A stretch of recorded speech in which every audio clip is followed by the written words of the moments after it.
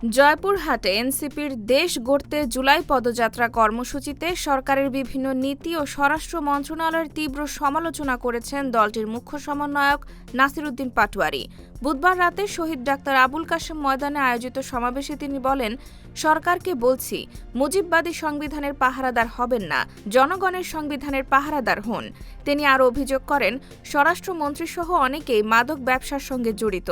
তবে এসব অভিযোগের পক্ষে তিনি তাৎক্ষণিকভাবে কোনো প্রমাণ উপস্থাপন করেননি এবং সংশ্লিষ্টদের পক্ষ থেকেও এ বিষয়ে কোনো প্রতিক্রিয়া পাওয়া যায়নি। সমাবেশে বক্তব্য দেন এনসিপির উত্তরাঞ্চলের মুখ্য সংগঠক সার্জিস আলম, কেন্দ্রীয় যুগ্ম সদস্য সচিব সাইফ মুস্তাফিজ, রাজশাহী বিভাগীয় সাংগঠনিক সম্পাদক ইমরান ইমন সহ দলটির কেন্দ্রীয় ও স্থানীয় নেতারা। এর আগে সন্ধ্যায় সরকারি আরবি উচ্চ বিদ্যালয়ের সামনে থেকে দেশ গড়তে জুলাই পদযাত্রা শুরু হয়। শহরের প্রধান সড়ক প্রদক্ষিণ শেষে পদযাত্রাটি সমাবেশস্থলে গিয়ে শেষ হয়। সমাবেশে সরকারের বিভিন্ন নীতি, রাজনৈতিক সংস্কার এবং ভবিষ্যৎ রাষ্ট্র ব্যবস্থা নিয়ে দলের অবস্থান তুলে ধরেন বক্তারা।